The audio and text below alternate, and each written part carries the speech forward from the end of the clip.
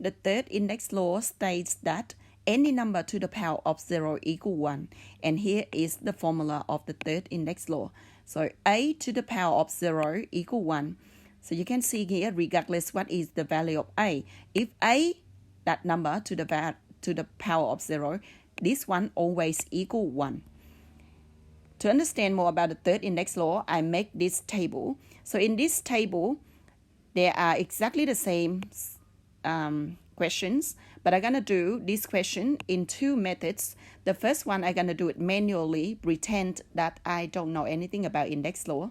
And this one, I'm going to use the third index law and that's the first and the second index law that we've learned so far.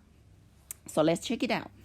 With the first one, 2 cubed divided by 2 cubed. If I don't know any index law, I'm going to rewrite these numbers in fraction and then expanded them and then simplify them. My final answer is 1. With this one, I know that I can use the second index law, dividing numbers with the same base in this question.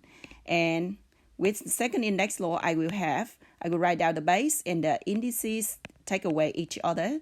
So I will have 2 to the power 0 and 2 to the power 0, I'm going to use the third index law that any number to the power of 0 equal 1. So my final answer, I know it equal 1. And you can check here, manually you have the answer is 1. And if you use the index law, the second and the third index law, you have it is 1 as well. How about variables? So with variables, here I rewrite this one. If I do it manually, I rewrite this one in expanded form. So it's x times x, like time itself 5 times because it's to the power of 5. X to the power of 5, then time itself 5 times. And divided by x times itself 5 times in the denominator as well. And simplify this fraction, you will have the final answer is 1. While in this column, I'm going to use the second index law and the third index law. With the second index law, when I divide it by 2 variables with the same base, so my answer is keep the base and get the indices take away. So it's equal x to the power 0 and apply the third index law, I will have my final answer is 1 as well. So you can see here, this answer with this answer is exactly the same. Now we're going to do this one. For the first example, I actually don't have to care, don't have to worry, don't have to do or use calculator to calculate how many this one, because regardless the value inside, if this one, the whole thing to the power 0, then the whole number equal 1, regardless the value inside the brackets. Now question 2, 4 times 3 to the power 0. Because the power 0 just apply for 3 only, it doesn't apply for 1. And 1, as I mentioned before, 1 stands by itself like this. It means 4 to the power of 1. So your answer is 4 times 3 to the power 0 now turn to 1. And the final answer is 4. Example 3. So 40 f to the power of 33 divided by 10 f to the power of 33. With this one, we're going to get the coefficient divided by the coefficient and the variables divided by the variables. So if the coefficient divided by coefficient, this one divided by 10 equal 4. This one divided by 10 equal 1. And then you're going to write down 4 f to the power 33 divided by 1 times f to the power 33. I just do it step by step. So with these two, I can use the second index law, dividing variable with the same base, which is f. So I'm going to write down my coefficient is 4 and then f.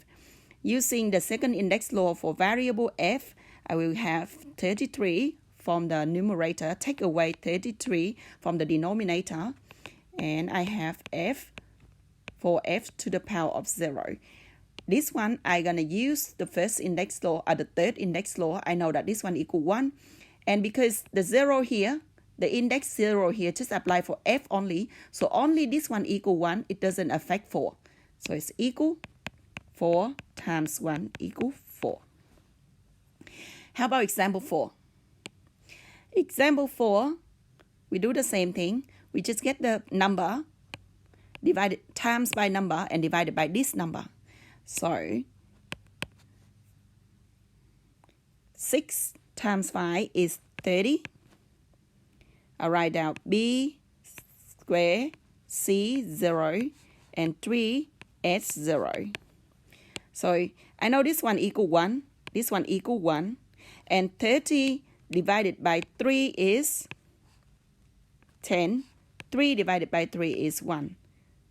So my answer is 10b squared. C0 now is 1. So I don't have to write 1. Divided by 1 times S0. And 1 is 1, S0 is 1. So it means 1 times 1 is 1. So your final answer is 10b squared. How about example 5? Example 5, we do the same thing with example 4.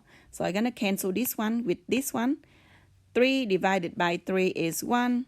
9 divided by 3 is 3. And then I can see that 6 can divide it by this 3 as well. So 6 divided by 3 is 2.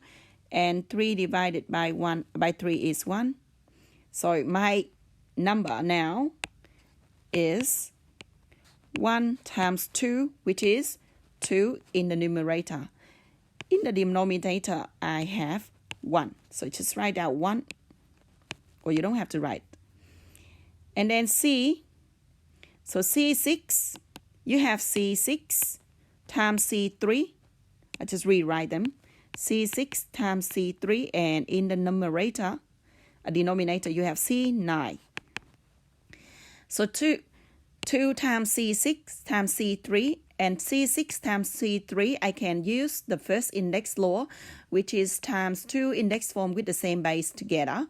So my answer is 2, rewrite it. And C, I'm going to get the index, add them up. And in the bottom, I have C9. You don't have to write number 1 in front of C. Because in algebra, we understand that if I don't write anything, the coefficient here, I don't have to write it. And we know that it is 1. So now it is 2C9 over C9. And now with these two numbers, I can use the second index law, dividing index form with the same base. 2C, and we get the index of the numerator, take away index of the denominator, and it's equal to C to the power 0. And we know that C to the power 0 is 1, times with 2 is 2, which is your final answer.